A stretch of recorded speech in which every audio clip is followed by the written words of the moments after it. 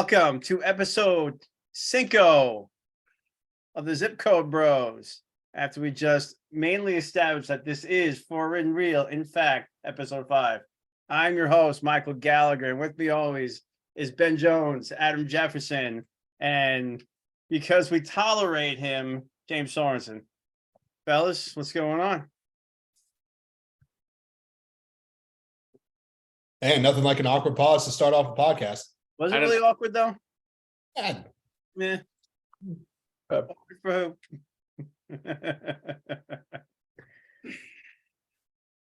That was slightly awkward pause. That was, yes. That was a slightly awkward pause. So how are we doing, fellas? I'm Just good. throw it out there. Doing good. Doing Good. great. Adam, welcome back. We missed you last time. Missed y'all. Had to take advantage of the opportunity when the stars align. You've got 2 young kids and you can go out on a date night. So, I love y'all, but I love her more. Oh, that's excellent to hear. That's excellent to hear. Okay. I was referring to the one where we had the explosion. You left me alone to get worked.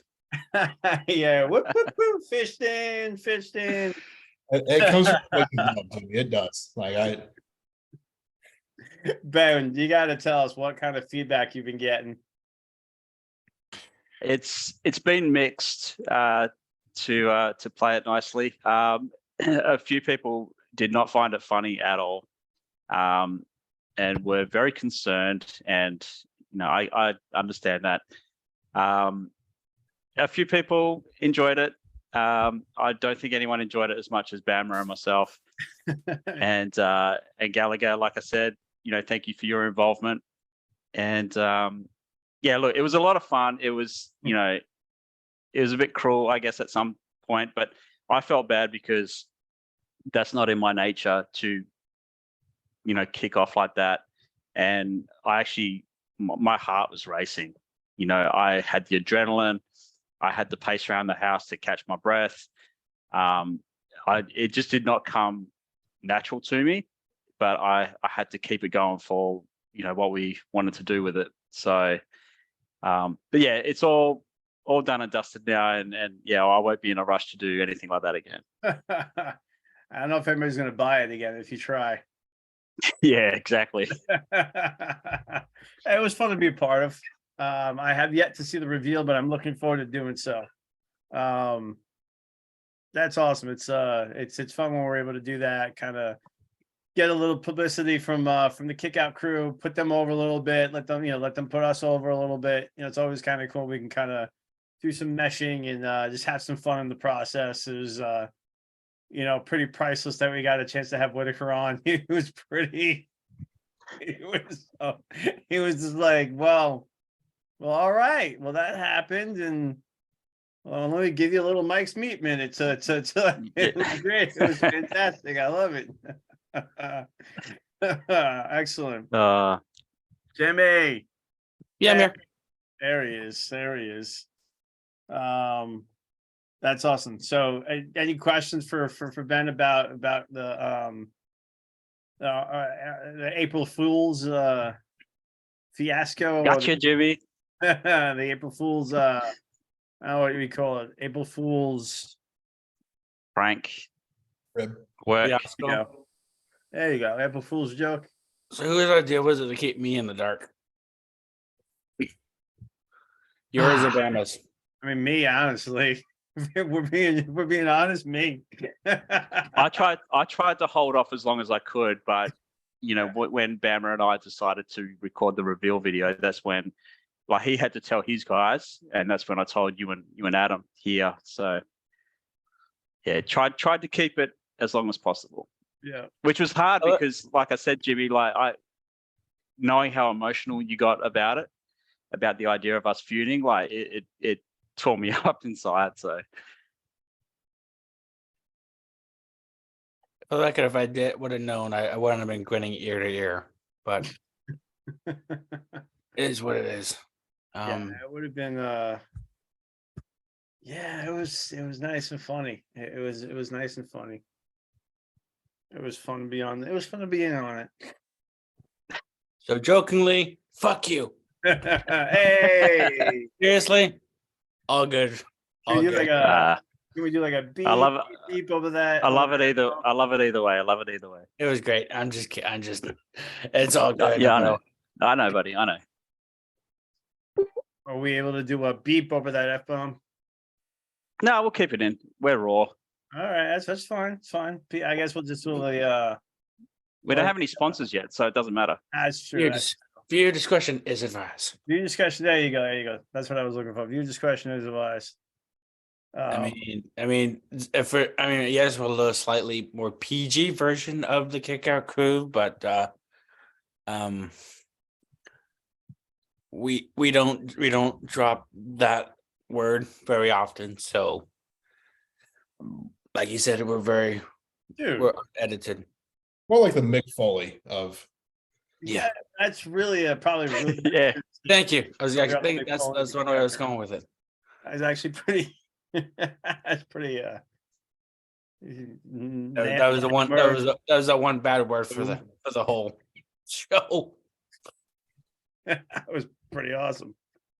Next week on the Zip Code Bros, the Mick Foley of the Kickout Crew. Will be. Oh gosh, and we can even have a Survivor Series match 4-on-4. They're 4 versus us. Mhm. So who's got who? That's the question. Yeah, that's a Well, I good. mean, I got to take Bama. Like, I mean, you got to take them now, right? So you know, we've established that. Ben versus Bama in that scenario. yeah, Gallagher versus Jefferson, you got to do Alcarai, and I mean, it's not. I think I do have to do Alcarai. I mean, and it's not because of people's sizes, but let's face it, it's because of people's sizes. And I mean, let's face it, you and Alcarai would be that match. We'll do the spot where one of us superplexes the other and the ring breaks. And Oh, that's perfect. That's perfect. Or even like a belly to belly. yeah, Belly to belly would be cool, right? Like boom, boom. That would be pretty cool. So that would leave Devin, Coach Rosie as like an external part of it, but still a part of it, and then Whitaker. Yeah. I feel like at least Whitaker. What about Stanton? At least Whitaker, Stanton, and Brad. That's right, and Brad. So, dude, Maybe Brad can be like their manager. Yeah, that's perfect. So, would you do like a Ben versus Bama, and then Jefferson versus Alcarai? Then would you do like Jimmy and I versus Coach Rosie, Whitaker, and Devin with Stanton as their mouthpiece? Well, technically, it'd be Coach Rosie's. Let's not throw Coach Rosie into this equation. So we just got Brad and Whitaker And Devin. and Devin. It's just the 3. Because we to make it fair, because otherwise we're in a handicap match. Gallagher. We're gonna be handicap. That's fine. That would be being a handicap match anyway. Well, no, I it'd can see Devin doing the Stone Cold gimmick with the beers, but Pepsi Nitro.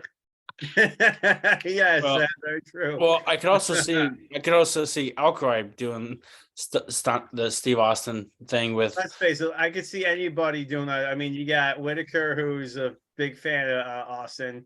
I mean, I'm not. Brad's more of a Hogan guy, right? Like a Hogan era guy.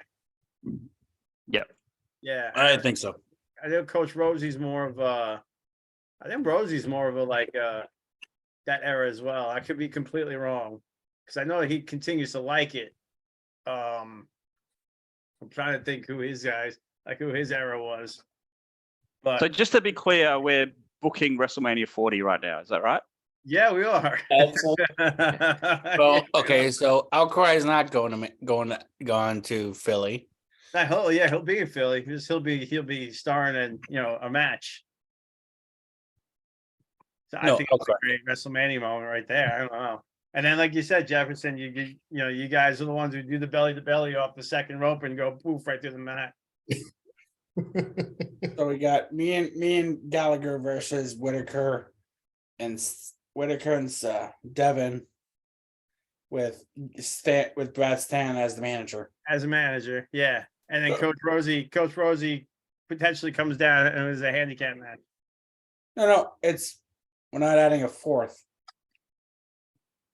Or Well, then we'll have like a mystery opponent, right? So hopefully by the time WrestleMania rolls around next year, maybe we'll have a guy or a gal who can jump in. Like, maybe Allison will jump in for us, and we'll do like you, me, and Allison versus Coach and who the other two we were just talking about? Coach Devin and Whitaker with Rant and Stanton as their mouthpiece. Or And WWE 2K23 is supposed to be pretty awesome. We could probably create all the stuff and do like a watch along of we'll do a watch along of our matches. you're adding Great idea. six. You're adding 6 to 4, and I'd rather have it 5 to 4. What are you talking about? Individuals. Well, that's what I'm saying. We'll have one more somewhere along the way. We'll add an extra one. It'll be like our mystery partner, and then we'll do 3 versus 3. I'd just rather keep them at 5. We are keeping them at 5. No, you throw in Coach Rosie. You're adding That's the 6. fifth. Well, don't- Brad's we don't- not. All right, we're okay. This is going way too long. Going way too long. Love those guys, but way too long. So, boys, peace. Happy nobody's feelings got hurt. Happy post Mania week. Yeah, absolutely. And speaking of Mania, what did you guys think? Well, let's see who watched most of it, if not all of it. Ben, did you watch any of it? I watched the women's match and just highlights for the rest of the Rest of the pay-per-view. Oh, sorry. The Charlotte Flair, Rhea Ripley. What did you think? And I don't know if it's because I'm so out of touch with the current product, but that was the greatest women's match I've ever seen. It was pretty awesome. Shout out Money Mike. Yeah, right. And Yeah, that was a pretty. I thought that was pretty awesome too. I thought that followed by the Kevin Owens Sami Zayn main event. I thought that was excellent right in a row. yeah, that tag match, any of the stuff involving the bloodline. I'll say, y'all read that thing I sent in our group chat. Y'all know how I feel about Cody Rhodes. Oh yeah. In the moment, wasn't too happy that he lost. As the days have gone on and I've had time to kind of think about it from a storyline standpoint, it does make sense. And we're come August in Detroit. That's my prediction. We're still going to see Cody holding those belts. Yeah, and I agree with you. I mean, what's cool about that is it's like, I know it's WrestleMania, but it doesn't mean the story's over. It just means Cody Rhodes didn't make it the first time. So it doesn't mean like it's over for him. It just means now this is the start of a new storyline. Yeah. This is the beginning of the Cody versus Roman storyline. Now Cody's gonna overcome this. And I think I think you're too close to 1,000 days as champion that you can't at least be like, we got to get there. We got to get there. And because it happens once in a generation where you get that opportunity to have somebody get to 1,000 days. Right. So I think what they did was fun, this storyline wise, because now I'm like, ooh, where is this going now? So now it makes you want to turn the TV on and makes you want to watch the story evolve. And let's see, as Matt Hardy likes to say, what's, how it plays out, or however he says it. Yeah, let it play out. I based off what I've seen on social media, I feel like, and maybe you are in the same camp, Gallagher, we're kind of in the minority here, where I didn't feel that night 2 sucked. I didn't feel that the Raw after WrestleMania sucked. That's the internet wrestling community saying it didn't go my way, so therefore it sucked. Right. The story, like Triple H said in that press conference, the story isn't over. The chapter is, but the story's not over. Now we have Cody's redemption arc to go through. Yep. So these, the knee-jerk reactions and all that stuff, whatever. Exactly. It's like, well, my team didn't win the Super Bowl when I wanted them to win, so now they suck. So now the NFL sucks. I'm not gonna watch. It's like, Yeah. It's you like know, everybody. I put a tweet out Monday night saying, and this is how I feel: the views I have don't reflect the reviews of disclaimer. Disclaimer. But I basically said to those that are bitching about night 2 of WrestleMania, get the F over yourself and just like the chapter's not over, just watch along. It's the vocal minority has become so Oh my God. loud over the last decade. I mean, they've been pretty loud for a while, but at least in the last decade, they've become so me, woke punk ass bitches. But nonetheless, it's just the chapter's not over. I mean, the story's not over. Like you said, the chapter is, but sit back. We were only 24 hours after Mania, and everybody from Dave LaGreca to everyone who was complaining about how the ending was, to listen, if you have a chance, listen to Monday's episode of Busted Open Radio. For like the first 2-3 hours. I'm gonna listen to the whole show, but if you have Sirius XM, shameless plug, but just listen to the whole, at least the first 2-3 hours of it, and it makes a lot of sense what Bully Ray and Mark Henry had to say. Strongest man in the world.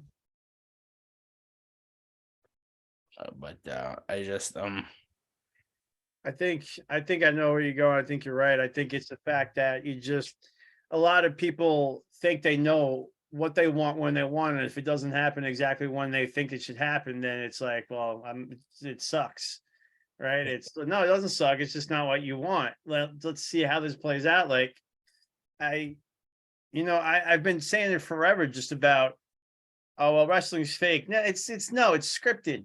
It's just like everything else you watch on television. It's like it's like the soap opera that's been on television for 50 something years. It's like, it's a great little, Eric Bischoff says it's the greatest form, when done right, pro wrestling is the greatest form of entertainment. Boom. Yes. I mean, he's 100% right. 100% right. What about some comments and questions? We're going to go around and talk about memories and moments, but I think a few of our questions kind of mix in with that about our WrestleMania moments and stuff like that. So I'm thinking if there's certain like WrestleMania moment questions, we can kind of go around, kind of what do they call it? Popcorn it. We just kind of talk about it. Everybody want to jump in when they want to jump in, but maybe take a little bit more time. We'll kind of combine these two segments, just kind of talk about our WrestleMania moments, how we got into them. Maybe any show and tell that you haven't in Jimmy from, I know you've been to WrestleMania. I know, Ben, you've been to WrestleMania. Adam, have you been to WrestleMania? I have actually. Okay. I'm the only one who hasn't. So we'll talk about your WrestleManias you guys were at, maybe the first ones you guys watched. Why don't you hit us with a couple questions? We'll do a campfire style. There you go. So my friend Chris Power, who is a fellow Aussie, I've known him for 20 odd years. He wants to know, well, first of all, his first WrestleMania was number 14, and specifically, the Taker Kane storyline, the Austin title win, and really like the sort of, I mean, the business was so hot in '98, and that was probably my favorite WrestleMania of that Attitude Era. But Chris wants to know, sort of like from you guys, what was your favorite WrestleMania, say during the golden era, like the 80s, early 90s, and also what your favorite WrestleMania was in the Attitude Era as well. So do you guys want to go around and answer that? Yeah. Well, we start with Mr. Jefferson. So first, say favorite WrestleMania 1 through 25, and then favorite WrestleMania 25 through now. Okay. Favorite WrestleMania 1 through 25. Oof. That's a broad category there. Well, you could do like the golden era, like in the 80s, Okay. There you go. 90s, and then like the Attitude Era, and then maybe after that as well. Yeah, give us like maybe 3 or 4.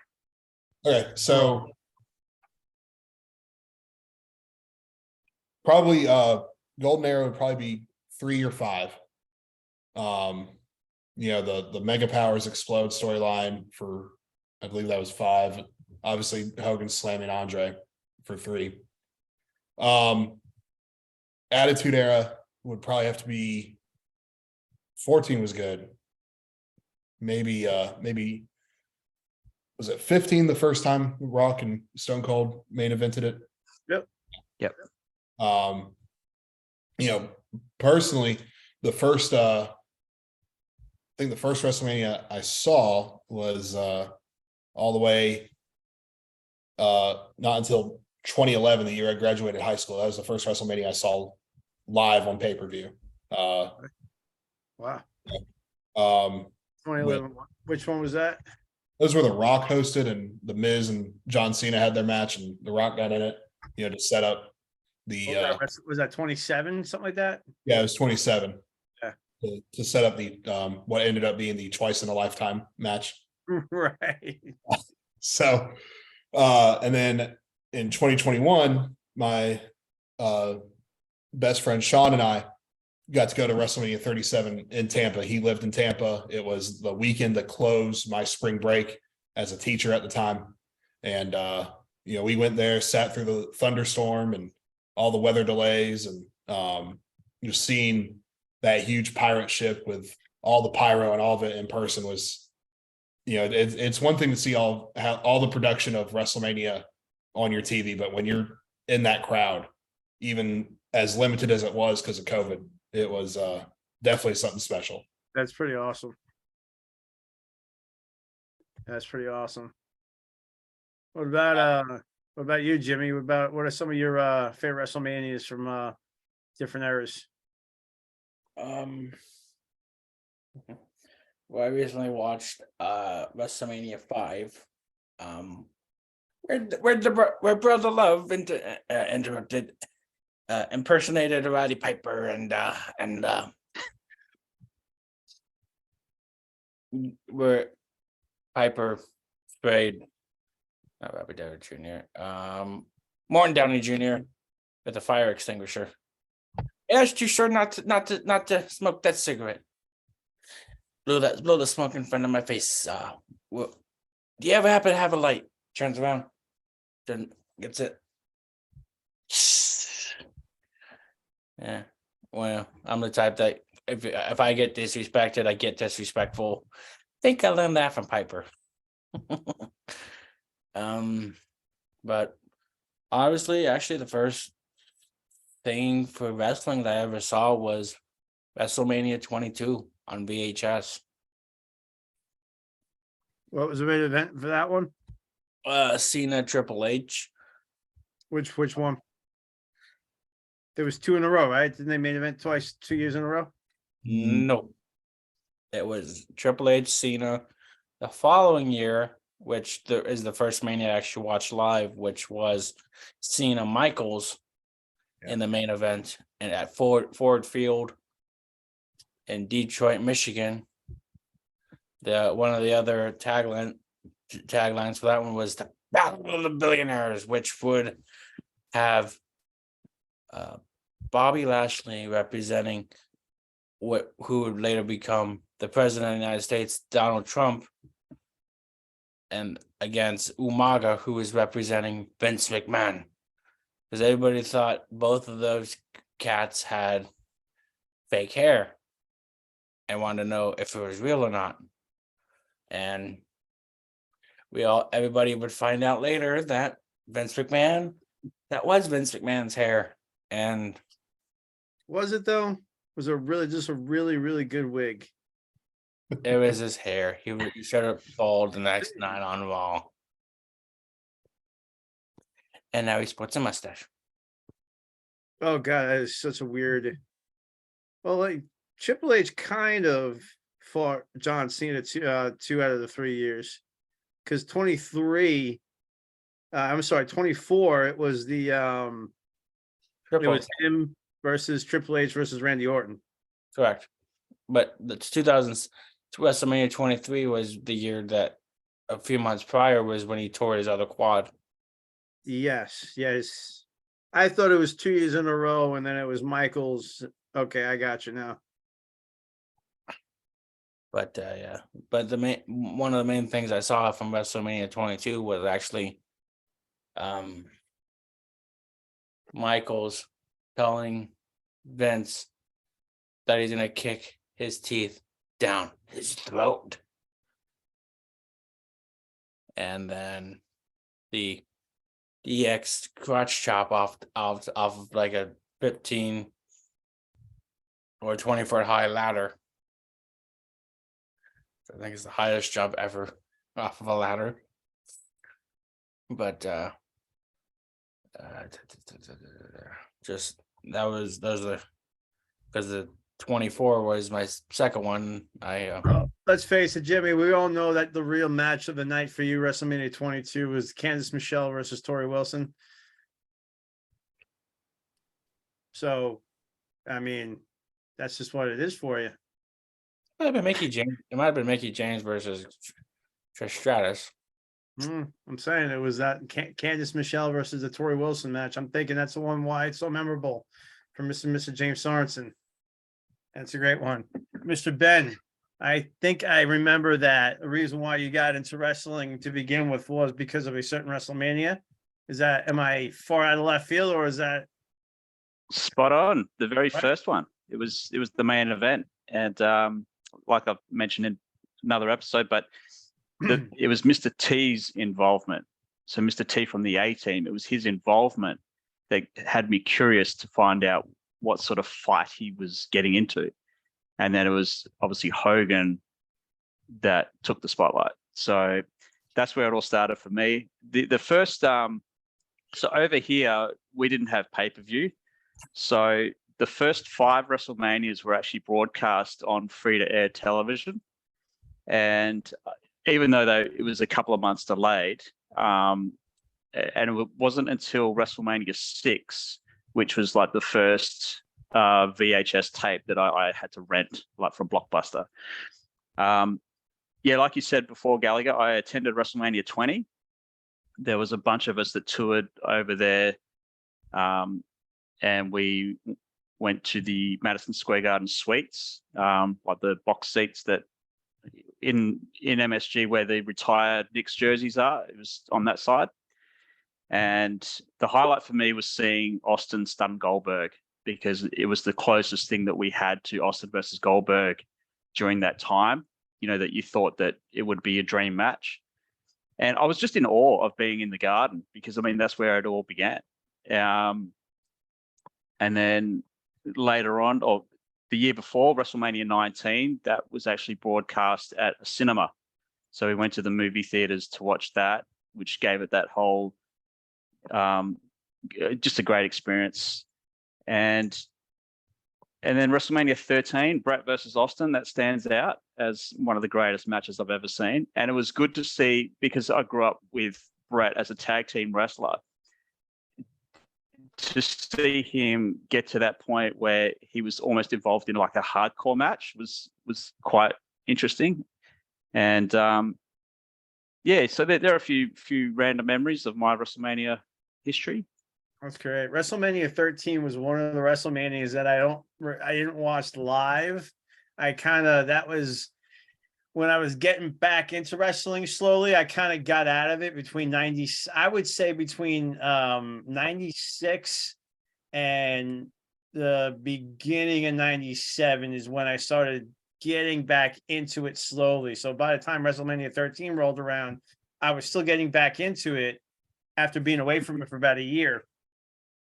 And so I missed WrestleMania 13. I missed that. I went back and obviously I watched it, and I've seen it several times, but that was one of the WrestleManias I didn't watch live because I was out of it at the time. Like, didn't watch WrestleMania 12 live because I was out of it. But I remember what got me back into wrestling was the wrestling match between Shawn Michaels and Mankind at Mind Games in your house. And That was a great match. hopefully we'll get to a point on this show where we can start reviewing some matches and maybe start talking about that stuff. And especially if we talk about, guys like Mick Foley, guys like Shawn Michaels.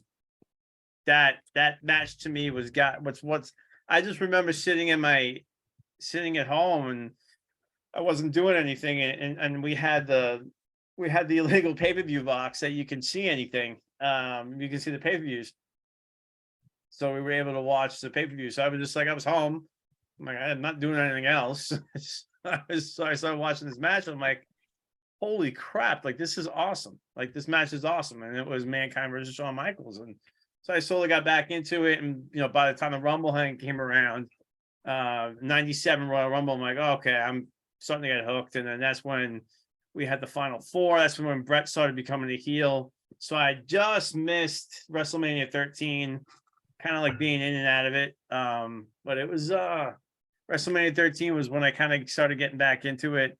WrestleMania 14 for me was officially when I was back dive into it. So when you were talking about WrestleMania 14 being kind of crucial, the Attitude Era, I mean, I think even if the match quality isn't that great with everything, I think it's one of the better ones because of how it stood out. And fun fact, actually, my uncle worked at the Fleet Center the night of the WrestleMania 14. Oh, wow. He was a backstage guy. He was just like, there's actually, you can actually see him slap Shawn Michaels' hand when he was coming out. And when he was coming out being introduced. So it was pretty cool. And then WrestleMania 10 is really like the first one I remember like watching, not necessarily watching live, but like watching and be like, okay, this is like, I'm a wrestling fan now. This is what I like. This is where I like it. I love Lex Luger, love Bret Hart. Like I had these guys who were at the top of their game. That Owen Bret match was fantastic. The Shawn Michaels Razor match was fantastic. I loved the Yoko and Luger match. I just, no matter how good or how bad those storylines were, to me, they were still fantastic. They were entertaining as hell.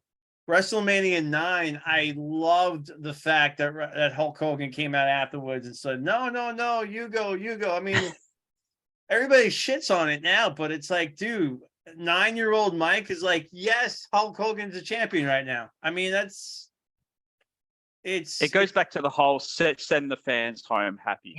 Yeah. Hogan deserved the title more than Brett. Yeah, but I'm just saying, like, Brett deserved to be screwed. It's like you look back at it. Yeah, is it silly? Yeah, absolutely. But I'm also 40 years old right now. When that happened, I was 9, and it was the coolest thing in the world. Like I remember going to school the next day and being like, I remember going to school the next day, and it was funny because my buddy had to leave like really like right on time, and like the way he left was his mom was in front of the house, and then as soon as Brett lost, he's like, all right, I gotta go. So he left. And then, this is before we had texting and stuff like that. So the next day I saw him, I'm like, dude. He's like, what? I'm like, Hulk Hogan's the champion right now. He's like, what? I'm like, yeah. I'm like, after the match, I told him what happened and stuff like that. I'm like, and like, we were just like, it was the coolest thing in the world. Right. And it was the coolest thing in the world. And at the time, and I'm unapologetic that I'm like, that's the coolest thing in the world that I'm saying that.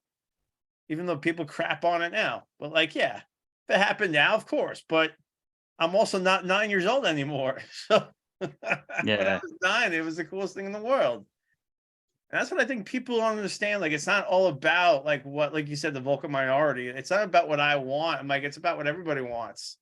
You know, like I could care less about some people, but you know what? I'm not saying I can care less about Randy Orton. I think Randy Orton's awesome. And I think he's one of the better ones out there. But some people don't like Randy Orton. Some people give him crap, but some people like him, and that's all. And that's why they watch. And it's like some people don't like Matt Riddle. I happen to like Matt Riddle.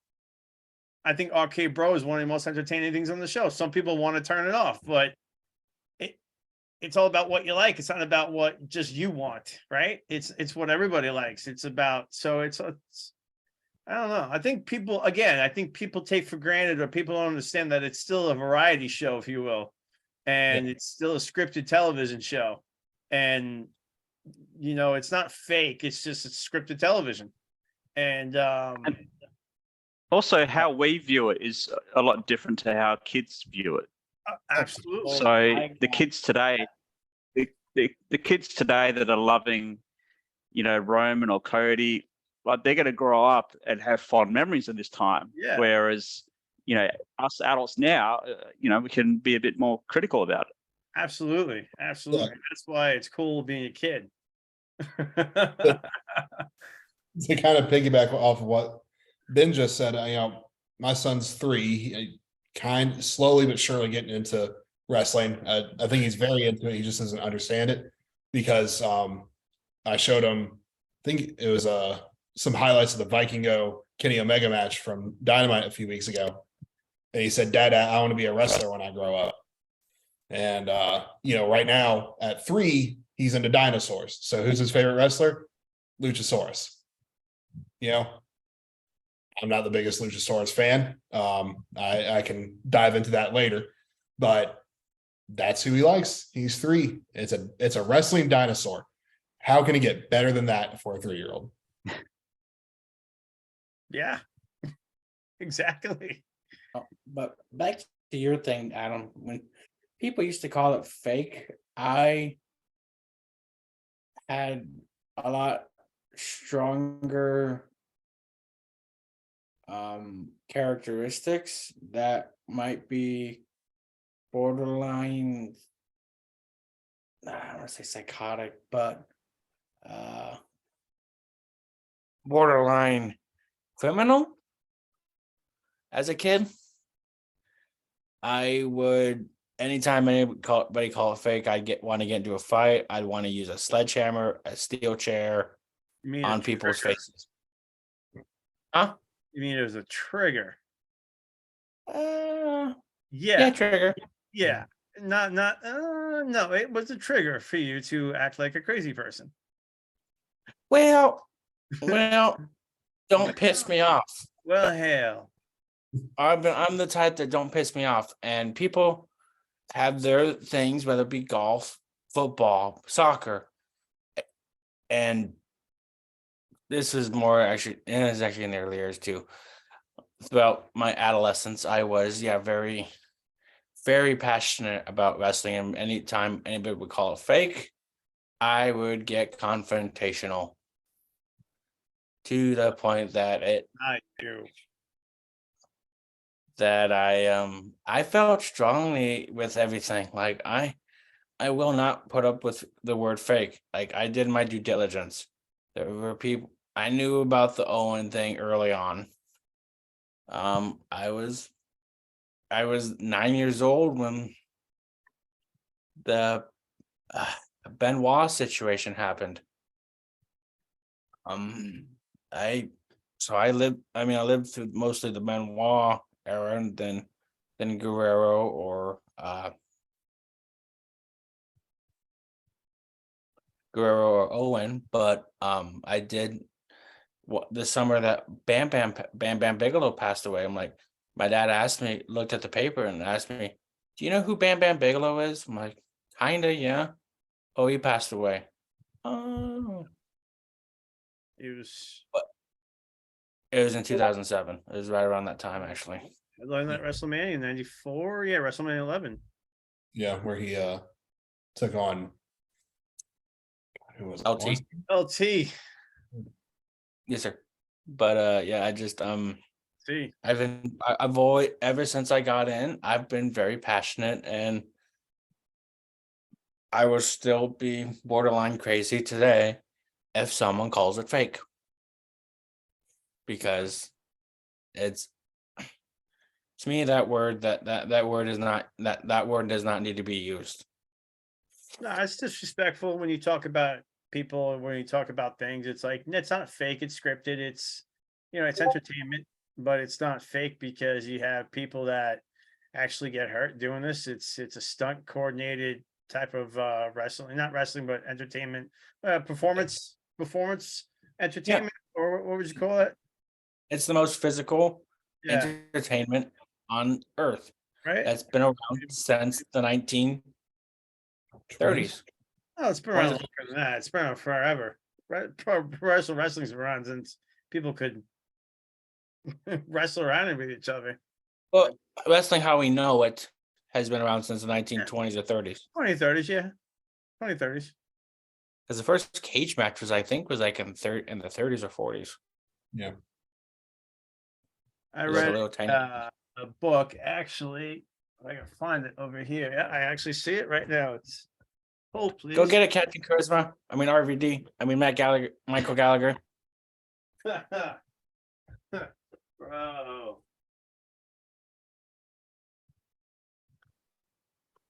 But it's like with live theater or a movie, like people aren't saying, "Oh, that's fake." Like Rambo didn't really shoot 100 guys. Yeah, exactly. I I got don't. cartoon. All right, here we go. A comic book story of professional wrestling. That's awesome. It is actually pretty awesome. I'm gonna have to find that. They say that pro wrestling started around, let's see, the most modern type of wrestling. You guys, Abe Lincoln wrestled a grizzly bear, but that's Oh yeah, they say that, but yeah, more in like the late 1800s, early 1900s, like 1880s, 1890s. because in 30s and 40s, I'm because when the guys we get like Luthez and Ed the Strangler. Ed the Simon Strangler, 1895, Ed the Strangler Lewis. yeah, and then Wow. like 1895. Frank Gotch and all them. It's Yeah. like Early 1900s. And Ric Flair, these sort of old timers. Yeah. Ric Flair's not that old, but That's how long Eddie. That's the joke. That's the joke, Jimmy. That's how long Eddie Prater's been a fan. I would say, Ben, stick with your dad jokes. Stick with the dad jokes. Oh, shots fired. Okay. All I right. know my place. All right. Well, what other questions you have? Well, we've actually got quite a few memories from a few people. So I'll right. just go through those. So Mike Whitaker from the Kick Out crew. Actually, this is a question. So WrestleMania is known for its stage setup. What is one that comes to mind that you would say is your favorite? And why is Gallagher's WrestleMania 36 from the PC Center? Is that an inside joke? I don't know. I thought it was good. It's funny. I loved that WrestleMania only because I just remember how bleak it was and how, like, holy crap, man, like everybody was sitting around quarantined from everybody else. We weren't going out. We weren't doing anything. And these guys, this is where my wrestling fandom really like took a turn for like gratefulness or respectfulness versus like, oh, it's got to be what it's got to be. But when that WrestleMania happened to me, and when they actually did it from the performance center, I'm like, that's pretty friggin' awesome. Then that, like, for 2 days or one day, I forgot how long. I forgot that was the first 2-night WrestleMania. Yeah, it was. So just going back and looking at it and then just being like, for 2 nights, for 3 hours, 2 nights, they put on some entertainment that I didn't have to think about anything. I didn't have to worry about anything. And that was right. I mean, you guys remember that was right when everything. What was it, like 2 weeks ago? We talked about this week in whatever in pro wrestling history. We were talking about what's it called? We were talking about the Rumble being the last, or the Extreme. being the last the last pay-per-view before everything was shut down. And now we're talking about the first Wrestlemania in the pandemic and kind of how it's like, it's for me, I watched it and people are they're not cranky anymore. For like 5 minutes, they weren't cranky. They were watching something and you enjoyed it and you were watching it and it was cool. It was nice. It was it was enjoyable. You know what I mean? And I remember sitting there watching it with my son. So that was So what awesome. about you, Adam? What sort of stage setup for WrestleMania sort of stands out for you? 37 for sure. That was the one I got to be at and seeing the big pirate ship, all the pyro coming out the cannons, and the lengths they did for that. But I liked 30. What was the one where they came back to New Orleans where they had the big Mardi Gras mask as the Tron? Excuse me. Whichever one that was, I think it was 34, maybe. I'm a big tech guy, so oh my god, excuse me. You right there? Yeah. So anything where they do something interesting with the Tron. Yeah, I like 39 with the big video walls and Austin Theory coming out of the wall that slid up was really interesting to me. And Jimmy, what about you? 34, you're right. For what? Sorry, I zoned. We're recording here, Jimmy. I zoned. What WrestleMania stage was your favorite? 23 or 24. Just because those are the first two that I ever saw. Really the only two I ever really saw. But if I'm being for a long time, it was those two. But I've always enjoyed the uniqueness of them. So, and a long-winded answer, I guess. Not you. No, that's all good. So a few 24. random memories as well. 24. Okay. So the first lady of the Arn Anderson fan club and co-host of the Pondwater Dave show, Amy Vaughan, her favorite WrestleMania memory is the WrestleMania 4 tournament, which for me, I really enjoyed as well because I was a Macho Man fan and seeing him wrestle 4 times in 4 different outfits. Elizabeth looked amazing. That was really cool. Side note though, our good friend, Mr. Anthony Pyrus, was in attendance that night. So that's quite a thing to have experienced live. Mr. Frank Bruno, his favorite memory is the entire WrestleMania 6 event, which hard to argue with that though. Like, yeah, in terms of the roster, but that was a big time card. Mr. Brad Stanton from the Kickout crew, his favorite was the Bundy versus Hogan at WrestleMania 2. And, obviously he was a kid at that point and, there's the nostalgia factor similar to how I feel about the WrestleMania 1 main event. I remember being a big fan of this cage match as well. Josh Fields, he's actually been to 3 WrestleManias. So Trump getting stunned and Cena and Michaels putting on a banger of a main event. The WrestleMania 33, the return of the Hardys.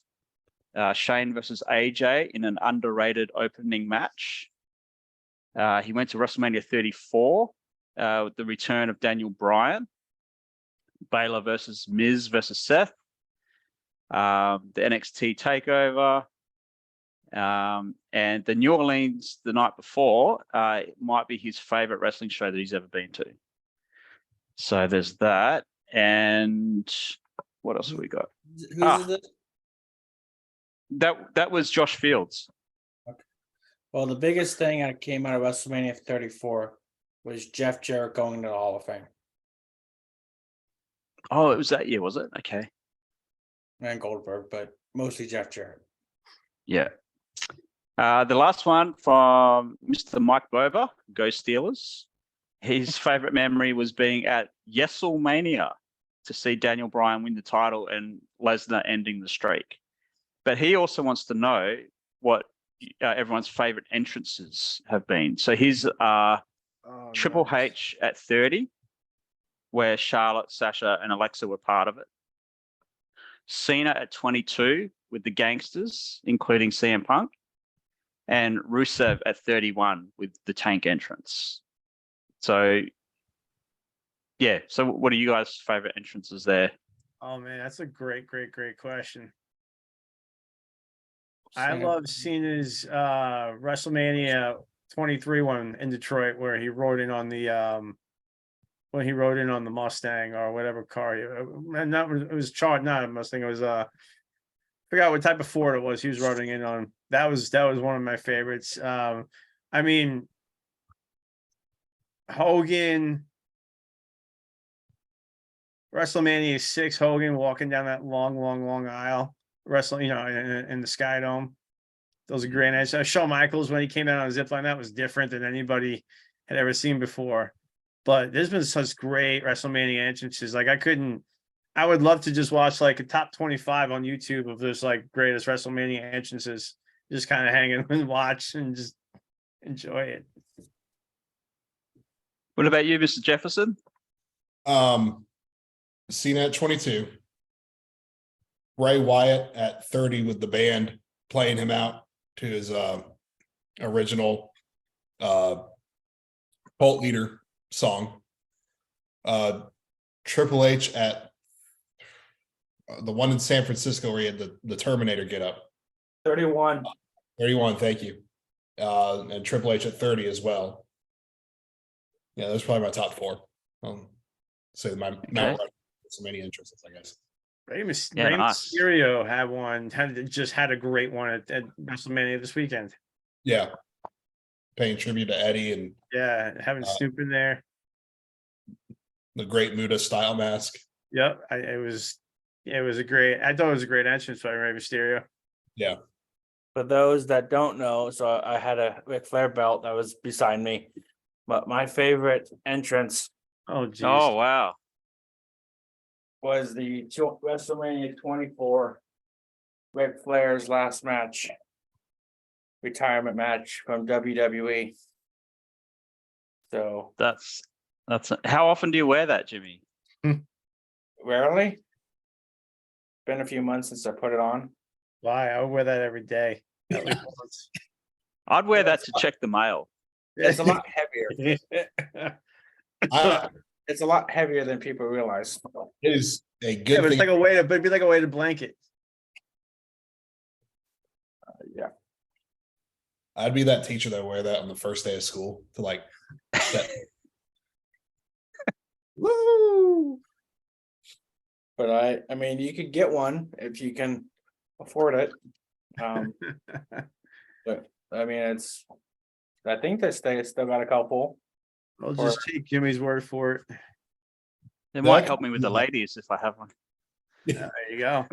Well, we'll see. I might have to. I mean, it's kind of hot, so it's not the best thing to wear on a warm day. But Top Guy weekend, this might be brought down to Huntsville.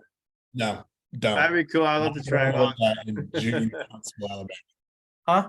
You're not going to want to wear that in June in Huntsville, Alabama. Trust me. I'm gonna wear it in my hotel room for like I'm gonna wear in shorts and mostly. That's basically what we're doing is shorts underneath of it. But What he's saying is we're all gonna get heat stroke. Y'all. no, we're all gonna get nice and then we're gonna pass the robe around for like 30 seconds and wear it around and do our stupid little woo and then hand it off to every 30 seconds, hand it off. That's probably what we're gonna do. And then that will be our Friday night. So this is quite the show and tell, Jimmy. Right? Look at that. And I remember the first WrestleMania that I remember watching live was WrestleMania 8, Ric Flair versus Randy Savage. That's an underrated match, I reckon.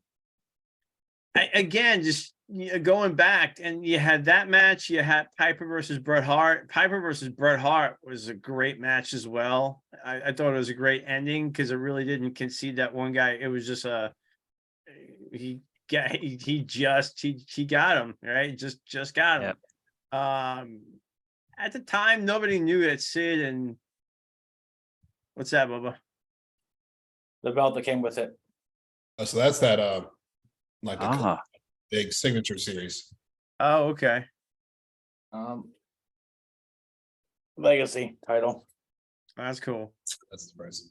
No, Gallagher knows I paid a good pretty penny for the signature series at WrestleCon at the Royal Rumble this last year, last WrestleCon. January.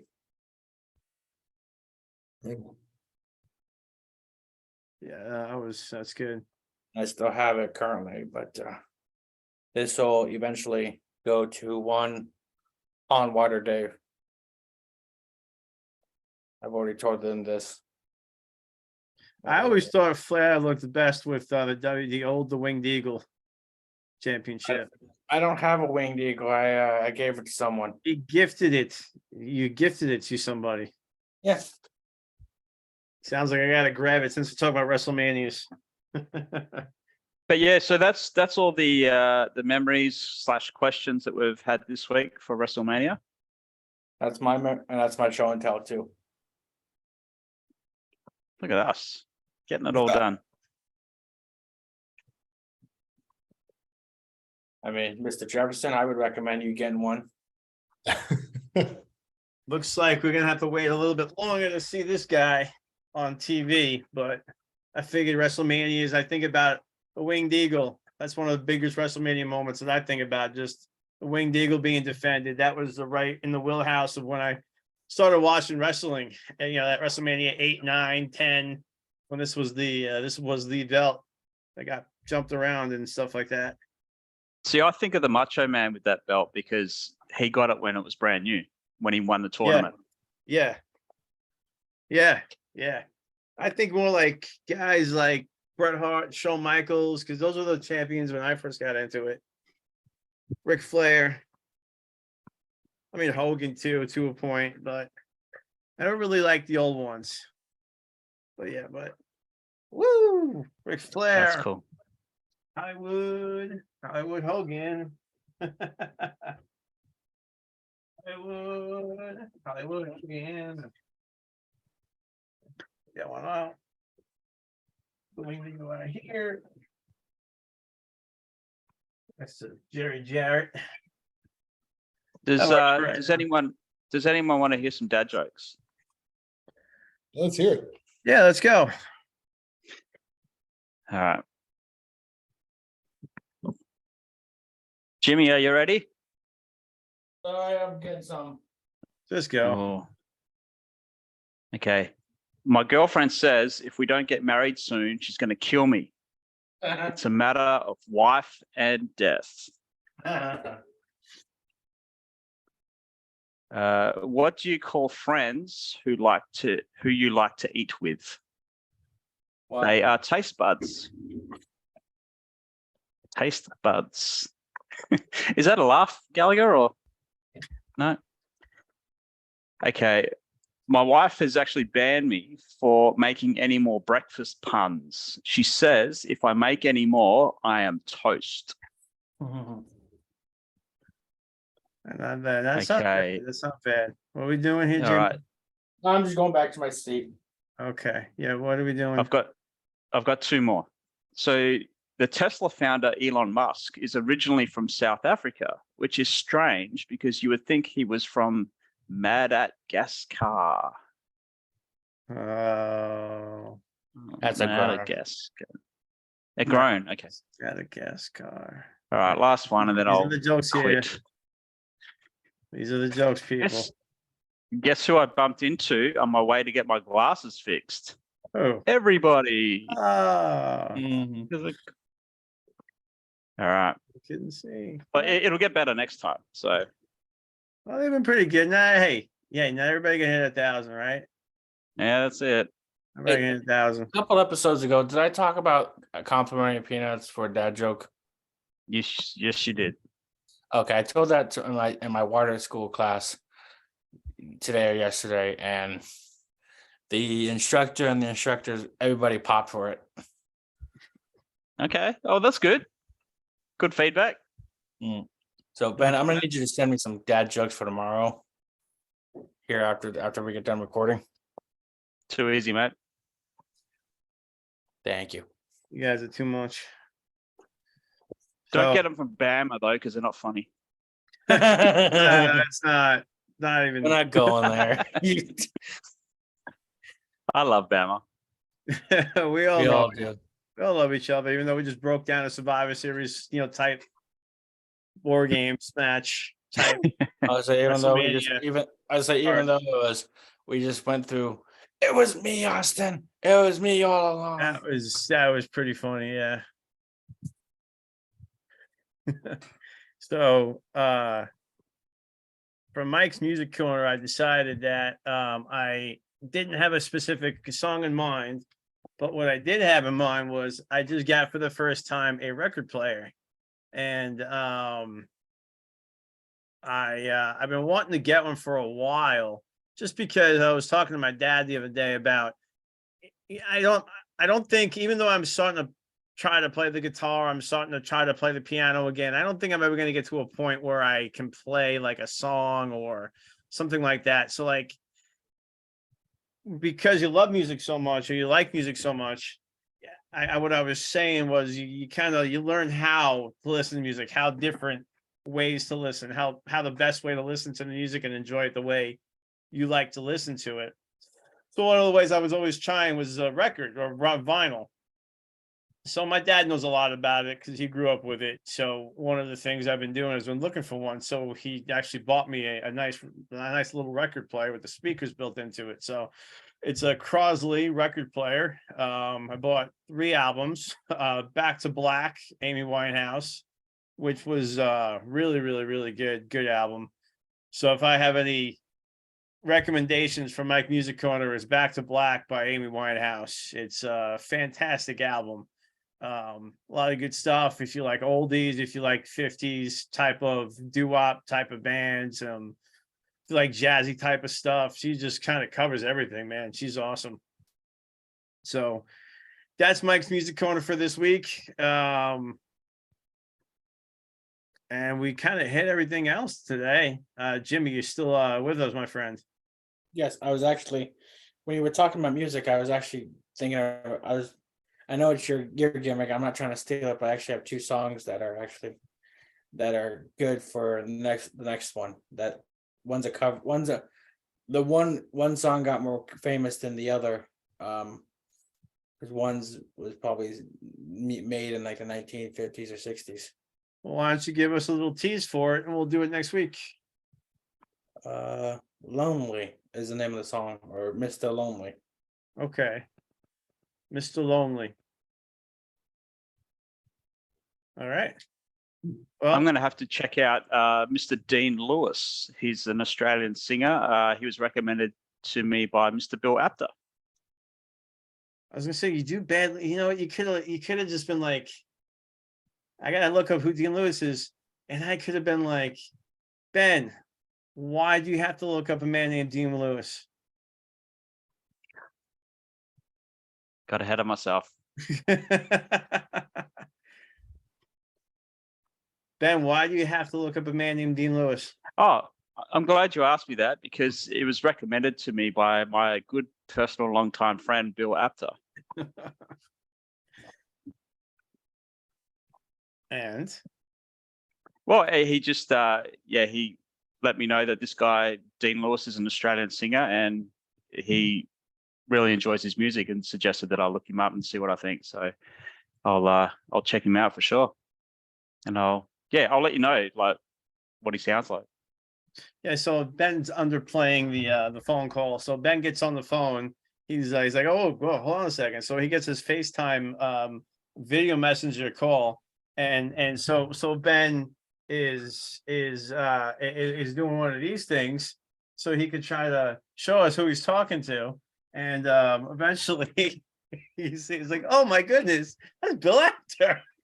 And I'm like, "Adam, like that's freaking Bill Apter." Oh, Bill Apter's. So he comes back on. I'm like, "So this Bill Apter's just calling you." He's like, "Oh, you could recognize that." I'm like, "Dude," I'm like, "You put your phone up like this so everybody can see it." I'm like, "Dude, that's freaking Bill Apter giving you a call." So That was that was one of those moments. yeah, man. Come on, Amazing. don't downplay Amazing. that. That's pretty awesome. So Jimmy, put those 2 songs in the chat for us, and we'll do those next week. I am. All right, perfect. So anybody's got anything to wrap up? Any social media plugs? Anything going on? Let's start with you, Adam. Well, hold on now. I haven't gotten my little. You have not gotten your segment. I Oh, apologize. Ooh. Gallagher, chill out, dude. We gotta get to his segment. That's We're a bit correct. rusty after not having you You with us are, I last week, know. Jefferson. I know. Look, I get Somebody it. decided they wanted to dominate the last 3 weeks with a work shoot, bro. Yeah. So sorry for that. A little All right. off the whack. All right. I'll give you that one. So one thing I try to do when I do the prep work for this whole wrestling history part is I try to find something that we can tie into our topic, and obviously our topic being WrestleMania. Go ahead and tell you all this: the first week in April, that's WrestleMania week. That I have so many dates of all the different WrestleManias that happened just this week. So I did try to branch out a little bit, have a little more interesting stuff, but most of it was just WrestleMania. So what I might do is I might try and just breeze through it and kind of, just because there was so many different WrestleManias that happened this first week. So here we go. April 2nd, 1989, WrestleMania 5, which was the Mega Powers Explode finale. April 2nd, 1995 was WrestleMania 11. April 2nd, 2000 was WrestleMania, you guessed it, 2000. April 2nd, 2006 was WrestleMania 22. What did you guys think of that WrestleMania 2000 after being the numbers for so long? I didn't like it.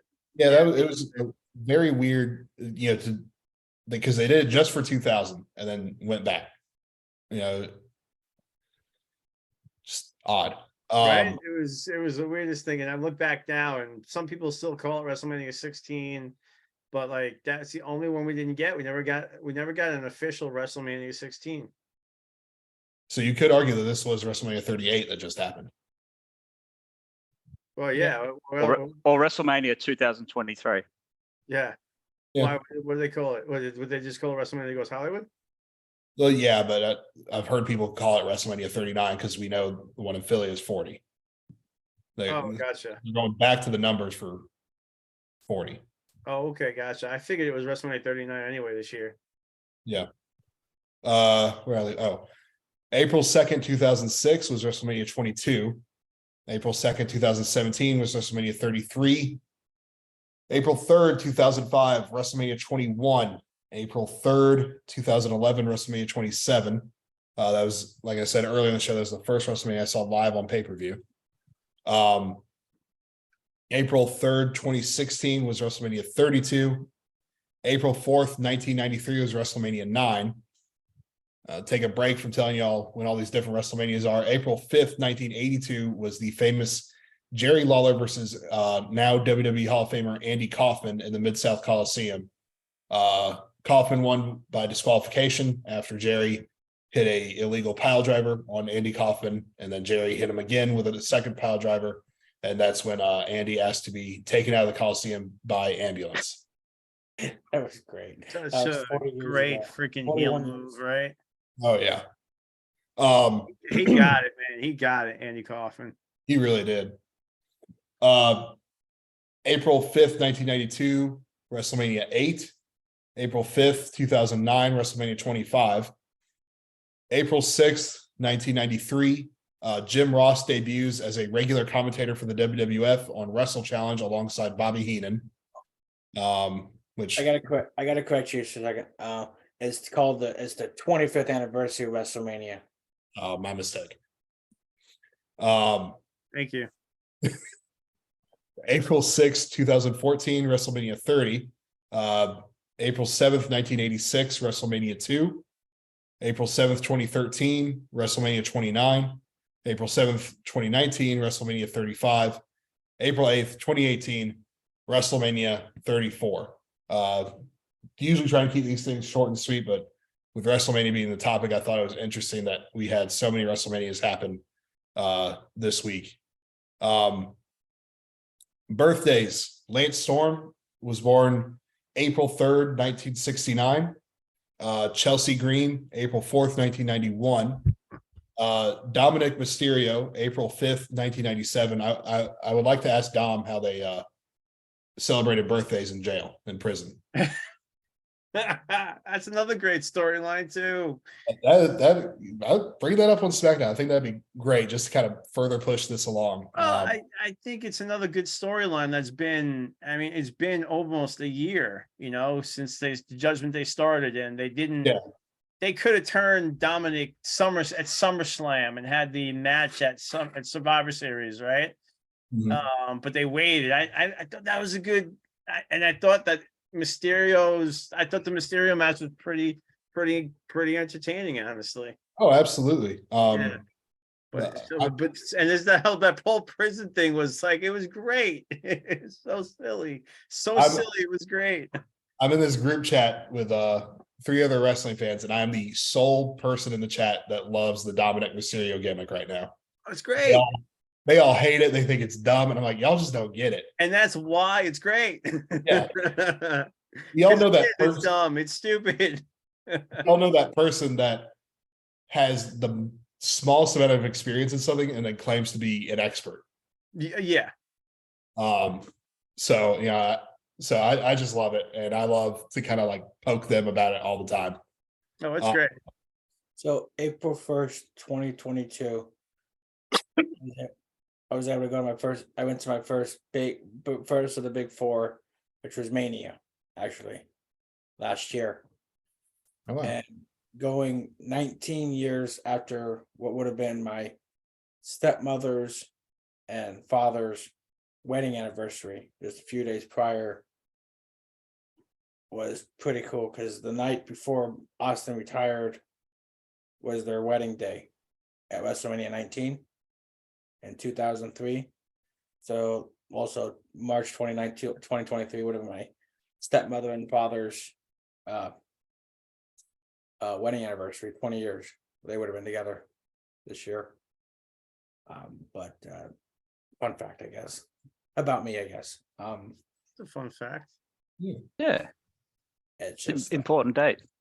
It is, because the last Mania I actually got to see with my dad a little bit was 2011's when Edge retired, There you go.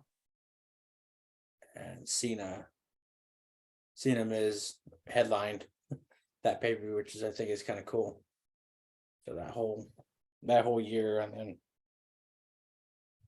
the 2012 one, WrestleMania 28 in Miami, was the first one without him. And I actually have a shirt somewhere from that my stepbrother, his friend, went and picked me up a shirt from that. I just couldn't wear it today. Right on.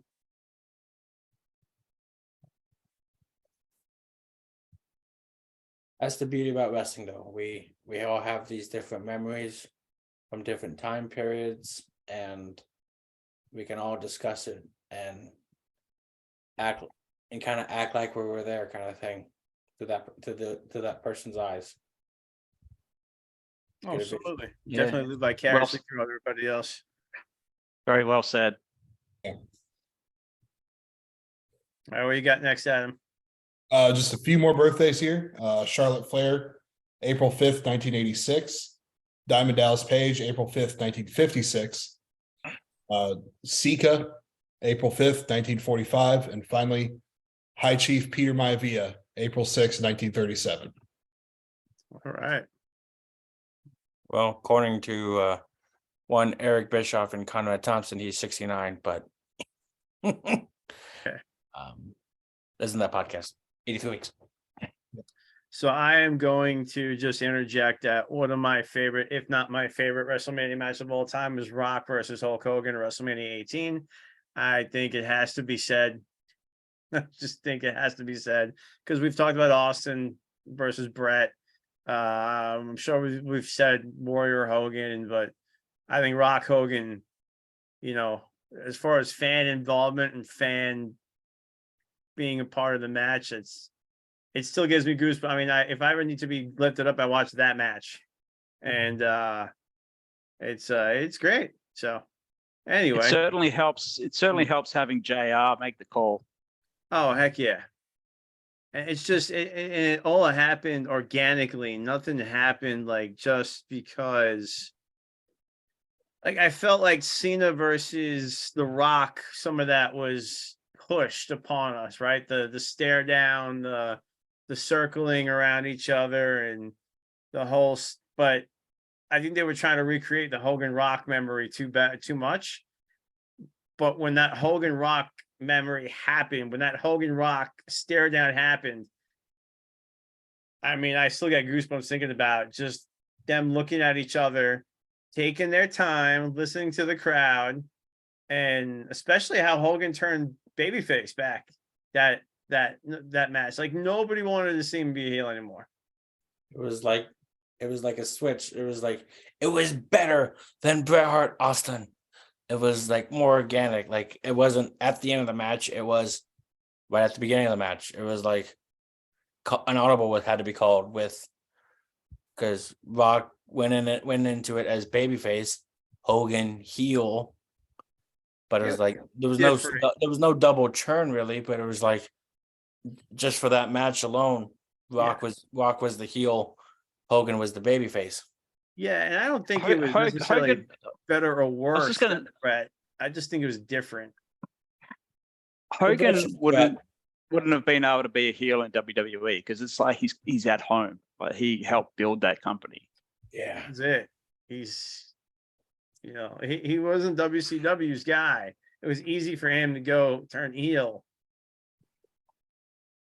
because nobody wanted to cheer him anyway. It wasn't WCW's guy. Everybody wanted to see him get his ass kicked. And again, as we talked about a couple weeks ago, Hogan to me is the best pro wrestler of all time because he was the best babyface and he was the best he was the base heel of all time. I agree.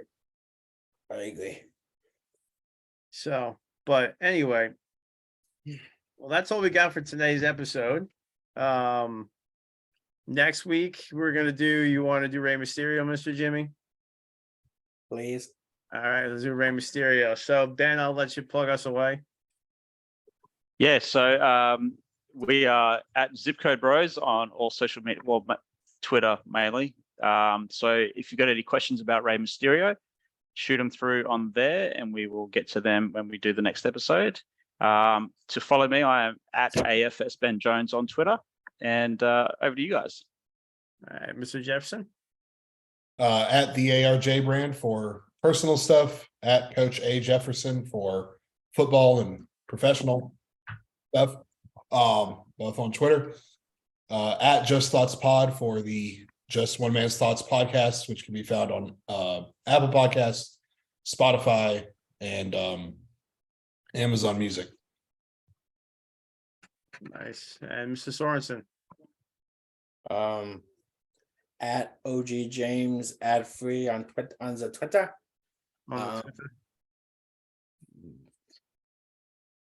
We're slowly working on an Instagram with Zip Code Bros, with at Zip Code Bros in the coming weeks. I'm just needing to find the time to do it.